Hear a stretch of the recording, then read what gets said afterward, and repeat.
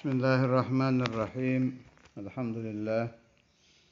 Allahumma salli ala Sayyidina Muhammad wa ala ali Sayyidina Muhammad. Amma ba'd. Al-Majalis Ar-Ramadaniyah hari ketiga. Pembahasan tentang hijab 4. Hawa, nafsu, syaitan, dunia. Yang menjadi hijab atau aling-aling manusia dari Allah Subhanahu wa ta'ala ada 4 yang saya sebutkan tadi. Hawa, nafsu, syaitan, dunia. Di kitab Syekhuna Kiai Said radhiyallahu ta'ala anhu, beliau katakan, karena dunia menjadi hijab dari melihat Allah Subhanahu wa ta'ala, maka selagi orang hidup di alam dunia, dia tidak akan bisa melihat Allah. Au ma ma'na. Jadi kalau ada orang, siapapun dia, dengan ketinggian ilmu sampai ujung-ujungnya ilmu, dengan ketinggian wilayah kewalian sampai ujung-ujungnya kewalian, kemudian dia mengaku bisa melihat Allah Subhanahu wa ta'ala sebelum dia mati, fahuwa kadzdzab. Tidak akan terjadi itu, udah nggak mungkin selagi hidup di alam dunia. Jelas setiap kaidah ada pengecualian, ada istisna, kecuali Nabi Yuna Muhammad sallallahu alaihi wasallam. Kalau kelas nubuwah, risalah dan lagi, ini yang saya maksudkan, selain Nabi Mursalin. Bagaimana kalau dari tirakat orang ahli riyadhah, para ahli hikmah, sampai tinggi-tingginya tirakat? Ya nggak bisa. Tidak bisa. Tidak akan terjadi, itu mustahil. Nah, lalu apa gunanya pembahasan hijab yang 4 tadi?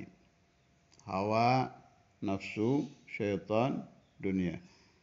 Ini dipelajari satu persatu, sebab ini menjadi aling-aling kita daripada usul ilallah. Nah, dipahami dulu.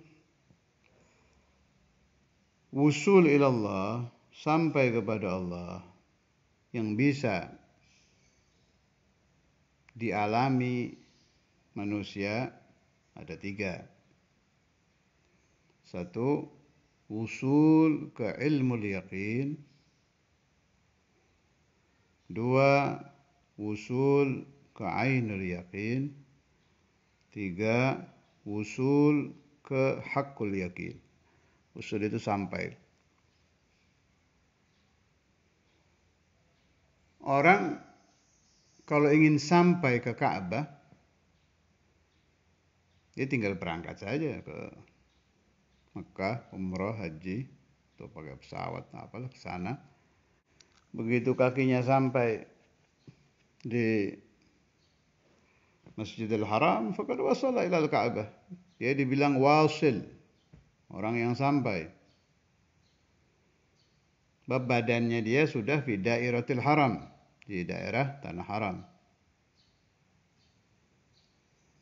Orang yang ingin wusul ke ibu kota Indonesia, masalan umpamanya, dia dari desa pelosok di Jawa, apa di mana, Sumatera, apa mana. Begitu kaki dia atau kendaraan dia sampai di batas kota Jakarta, fahuwa wasil, maka dia telah sampai. Bagaimana ini bisa terjadi?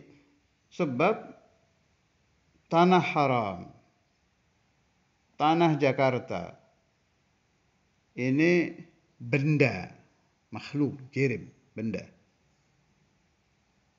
Si orang tadi yang ingin sampai itu namanya murid.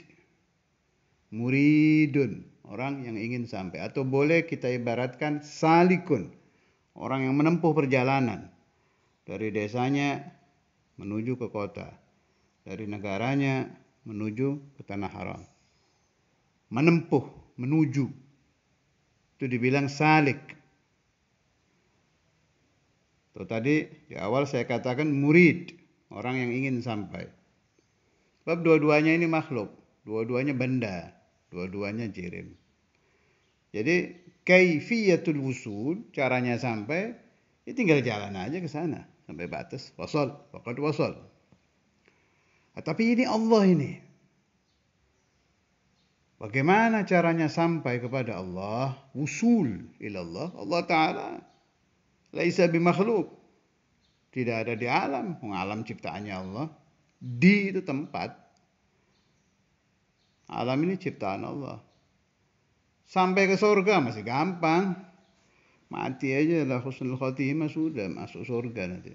Sampai ke neraka gampang. Jadi aja orang ahli maksiat mati dakhal nar. Itu semua masih benda. Api neraka itu makhluk, benda, jirim. Surga juga makhluk, benda, jirim. Sampai ke sana itu masih gampang. Masih satu ikatan dengan kita, sama-sama makhluk. Fi dairatil khalq, sama-sama ciptaan. Ke alam jin masih gampang kata saya. Masih satu kelompok dengan kita, sama-sama khalq. Alam jin, alam jin masih tempat. Atau ke alam mana saja. Karena ada keterangan itu, innallaha, hadis apa asar lupa saya, innallaha khalaqa mi'ata alfi alam, 100.000 alam. Di alam manapun kalau udah ada kata-kata di itu berarti tempat. Anda sampai masih gampang. Yang saya maksud masih gampang dalam arti masih sama-sama ciptaan Allah. Nah, ini sampai ke Allah. Allah itu tidak bertempat, tidak berwaktu, tidak berbentuk. Jadi kalau orang keliling dari ujung neraka, dari ujung ke ujung, umpama untuk menemukan nihayatul faham ya, ujungnya paham. Anda umpama masuk ke neraka, keliling dari ujung neraka sampai ujung, mana Allah ini? Ini nggak ada, nggak kira ketemu. Pindah ke surga, kan katanya yang menyiksa orang di neraka kan Allah, berarti penyiksanya ada dong di situ. Umpama. Cari dari ujung ke ujung, nggak ada. Di situ pindah ke surga, cari dari ujung ke ujung, mana Allah ini? Kamar-kamar dibuka, istana-istana surga dibuka. Fina Rabbi, aina Allah, aina Rabbi. Mana Tuhan saya ini? Saya ingin ketemu. Ya nggak ada. Kenapa? Sebab an-nar, makan, tempat. Al-jannah, makan. Katanya ada makhluk yang paling besar namanya Arsh. Pindah ke sana, cari lagi di sana. Ya nggak ada. Allah Ta'ala tidak bertempat. Bagaimana mungkin Allah bertempat? Sebab Allah adalah pencipta tempat. Andai Allah bertempat, lalu Allah di mana? Sebelum ada tempat. Tempat itu ciptaan. Maka la makana lillah. Tidak ada tempat bagi Allah. Tidak ada arah bagi Allah. La jihata lillah. Dan bagaimana caranya sampai? Allah tidak berada di satu kota, tidak berada di satu negara, tidak berada di surga, tidak berada di neraka, tidak berada di arsy, la yahullu fi makan. Maka apa kaifiyatul wusul ilallah? Bagaimana caranya sampai kepada Allah? Maka kita berterima kasih kepada ulama-una Ahlus Sunnah wal Jamaah yang menerangkan tentang masalah ini. Jadi arti dari wusul ilallah, sampai ke Allah itu perlu dipahami. Yakni sampai ke ilmul yaqin. Apa itu ilmul yaqin? Menemukan keyakinan adanya Allah dengan cara an-nazaru, berpikir, wal istidlal, dan memakai dalil, mencari dalil. Wa mahallu hadza, cara tempat memahami ini adalah mempelajari ilmu tauhid, wujud kidam bako itu. Wujud kidam baga ila akhirih. Dan itu bisa. Yang pertama tadi, sampai ke ilmu yaqin. Dan ini yang diwajibkan Allah Ta'ala cuma ini. Untuk kita, makhluk Allah, bangsa kita ini, bangsa manusia, diberi rezeki, diberi rahmat, diberi nikmat, sekaligus diperintahkan dan diwajibkan untuk sampai ke maqam ilmul yaqin. Kalau yang kedua, ini mauhibah, anugerah Allah. Tidak bisa dipelajari. Diminta bisa pada Allah. Maqam ainul yaqin. Ainul yaqin itu kalau gampangnya bahasa saya itu mukasyafah. Jadi mendengar tentang surga bisa melihat surga. Mendengar tentang malaikat, kama waqa'a fis sahabah radhiyallahu taala anhum. Karena ada sahabat-sahabat yang melihat malaikat. Kama waqa'a fil auliya, wali-wali Allah yarawna al-malaikah. Itu ainul yaqin. Yang ketiga juga tidak bisa dipelajari. Bisa diminta. Nggak ada madrasahnya kalau bahasa Kiai Said. Yang kedua sama yang ketiga ini kalau bahasa Syekhuna Kiai Said, ilmu yang tidak ada madrasahnya. Jadi bisa didapat, caranya minta. Minta kepada Allah Ta'ala. Tapi nggak bisa dipelajari. Haqqul yaqin, paling tinggi itu. Saking kasyafnya, saking bangetnya si wasil ke haqqul yaqin ini, sampai andai darahnya dialirkan akan mengalir la ilaha illallah atau Allah Allah al-musyahadah ma syiddatil iltisaqi wal imtizaj. Tiga maqam ini yang bisa didapat oleh insan dengan cara yang pertama belajar, yang kedua dan yang ketiga dengan mauhibah, anugerah Allah Subhanahu wa taala. Wa yaj'aluna wa iyyakum wal ahbab wal aulad wad dzurriyyah dari orang-orang yang mencapai maqam ilmul yaqin, ainul yaqin, haqqul yaqin. Lalu anbiya mursalin di mana? Di atasnya. Lewat ini tiga maqam. Ini mah buat selain Nabi Rasul. Anbiya mursalin jelas di atasnya. Sahabat bagaimana? Tiga itu. batas sampai 3 itu. Syekh Abdul Qadir Jailani bagaimana? Ya segitu, batas sampai 3 itu. Ayyu waliyin, wali mana saja, setinggi apapun makam sahabah, setinggi apapun makam aulia, cuma 3 itu. Ilmul yaqin, ainul yaqin, haqqul yaqin. Hadza fahmuna. Ini pemahaman kita, Ahlus Sunnah wal Jamaah, wa huwal haq, pemahaman yang benar. Kembali ke pembahasan awal, untuk mencapai wusul ilallah, tadi sudah saya terangkan wusul ilallah itu apa, harus membuka hijab 4, hawa, nafsu, syaitan, dunia. Sekarang pembahasan pertama tentang hawa nafsu dulu. Apa bedanya hawa dengan nafsu?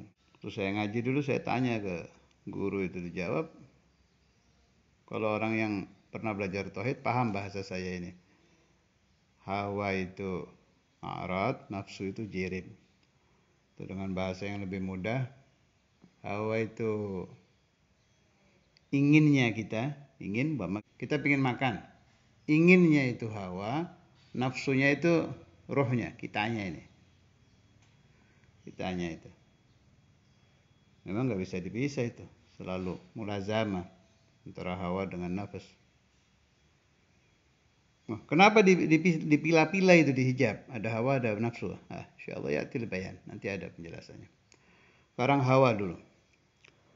Qala Rasulullah sallallahu alaihi wasallam, la yu'minu ahadukum hatta yakuna hawahu taba'an lima ji'tu bih.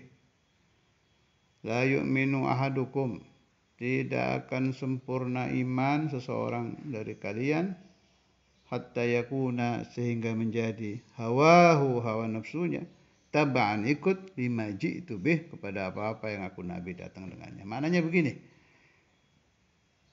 tidak akan bisa orang merasakan darajatul iman, tidak akan bisa orang memahami iman secara sempurna sampai akunya itu hilang.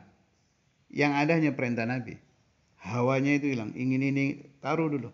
Jadi tiap akan melakukan sesuatu, ini menurut Rasulullah SAW bagaimana ini? Di hal-hal kecil saja harian kita latih itu. Saya dulu diajari oleh guru saya, Syekhuna Ki Hasani, waktu di Giren dulu saya ingat. Qul in kuntum tuhibbunallah fattabi'uni yuhibbukumullah. Ayat itu. Kalau katakan kalau kalian mencintai Allah, maka ikutilah aku Nabi. Fattabi'uni yuhibbukumullah, pasti kalian akan mendapat mahabbatullah. Artinya apa? Ittiba, ikut. Enggak boleh ada keinginan kita itu, enggak boleh ada keputusan lagi. Sudah apa kata Nabi? Contoh kecil yang sering beliau perintahkan itu, kalau kita masuk kamar mandi, mau masuk kamar mandi, kan kita bisa tuh, mau kaki kiri bisa, kaki kanan bisa. Nah, tekan perasaan kita, nawaitul ittiba. Saya niat ikut kepada Nabi Muhammad sallallahu alaihi wasallam. Masuk pakai kaki kiri. Dalam segala hal, kita mau makan, langsung makan bisa, doa dulu bisa. Ingat, madza 'allamana an-nabiy Muhammadun sallallahu alaihi wasallam fi hadzal bab. Apa ajaran Nabi Muhammad kalau kita mau makan? Nawaitul ittiba. Rasulullah kan doa dulu, cari itu doanya Nabi sebelum makan apa. Makanya pakai tangan kanan apa tangan kiri. Kemudian hal-hal seperti ini membutuhkan ilmu hadis. Makanya jasa ahlul hadis di sini. Mereka teliti itu. Imam Bukhari, Imam Malik, Imam Ahmad bin Hanbal, dan lain-lain para muhaddisin teliti menerangkan kaifiyatu aklin Nabi. Ini bab menerangkan makannya Nabi. Ini bab menerangkan jalannya Nabi. Allahumma salli ala Sayyidina Muhammad. Sampai saya pernah ketemu sahabat saya di pesantrennya merhum Ki As'ad Sembagus. Beliau pas saya ke sana itu lagi ketenggengan gitu, termenung habis baca kitab.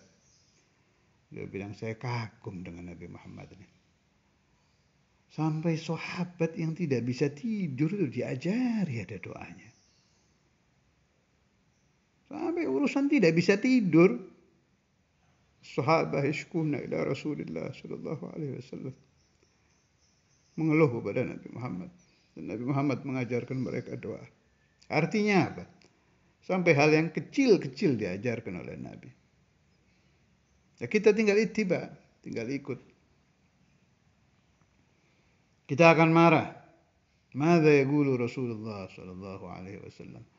Man qadama ghaidan lillah wa huwa qadirun ala infadhihi ma Allah qalbahu amnan wa imana. Kama qala Rasulullah sallallahu alaihi wasallam. Siapa-siapa yang bisa menahan marah padahal dia mampu membalas ketika dia marah itu, Allah Ta'ala memenuhi hatinya dengan perasaan tenang, aman, dan memenuhi dengan iman. Nah, di sini pentingnya banyak menghafal hadis. Syekhuna Ahmad Giran itu menerangkan kepada saya. Jadi Saudara Imam Habib Abdullah itu kata Ahmad itu, nadharnya itu begitu. Tiap ini ingat hadis ini. Kan terus kalau yang mulia itu. Sampai pernah ada yang bikin lelucon di Darul Hadis zaman saya mondok dulu. Ada tamu itu datang bikin lelucon. Sampai bahasa Jawanya kebentuk itu loh, suatu imam tahu hadisnya. Kebentuk itu nggak sengaja kepala kita terbentur tembok, itu ada hadisnya. Suatu imam Al-Hafidh Habib Abdullah bin begitu. Iya, apa aja keluar hadis.